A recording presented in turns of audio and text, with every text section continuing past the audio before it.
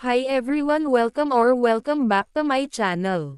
Siyam na araw mula nang idawit ng mag-asawang Curly Discaya at Sara Discaya ang kanyang pangalan, bilang isa sa mga kongresistang tumanggap umano ng komisyon mula sa flood control projects ng Department of Works and Public Highways. Muling nasilayan ng publiko ang aktor at Quezon City 1st District Congressman na si Arjo Atayde.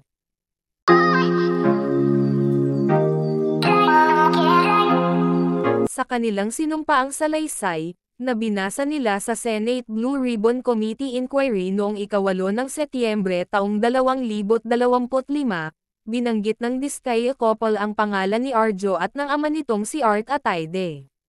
Ngayong Miyerkules 17 ng Setyembre taong 2025, muling nasilayan ng publiko si Arjo nang bumoto siya para sa bagong Speaker ng House of Representatives na ipapalit sa nagbitiw na si Martin Romualdez.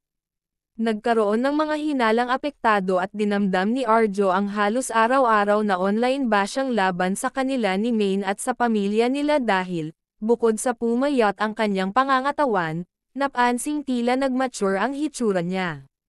Si Deputy Speaker of the House Faustino Bogie de Guzman III, na nahalal bilang 29th Speaker of the House of Representatives of the Philippines, ang ibinoto ni Arjo. Nag-abstain naman sa pagboto ang kontrobersyal na si Cavite 4th District Representative Kiko Barzaga.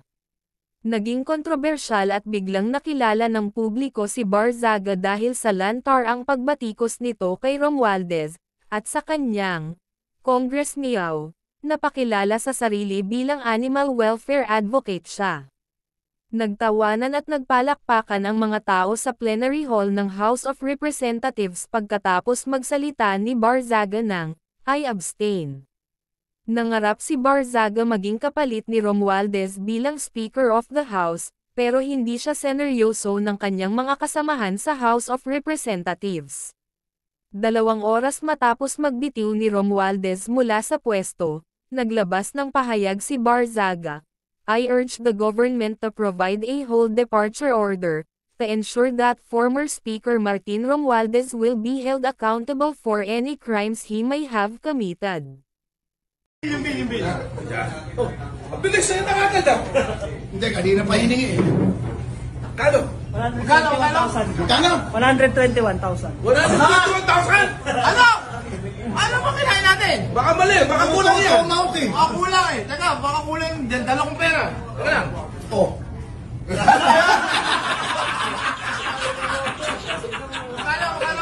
Kulang ba doon? Kulang? Akala ko 1,021,000. Keep the change! Keep the change! Ito na. Magkano? Bilangan mo. Ay, nasabog. Bilangin nyo nga. 200. Bilangan mo, Alvin, kung magkano. Teka. Hawakan mo to. No, hindi ko na kailangan to, ha? Hindi ko na kailangan. Sabog mo na. Oo. 21. Ano mo 21?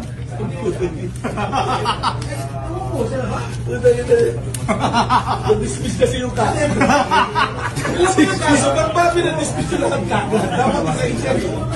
O yan, sako na. Ilan ang tip mo? Ilang pounds ba yung Ito ka 20 mil.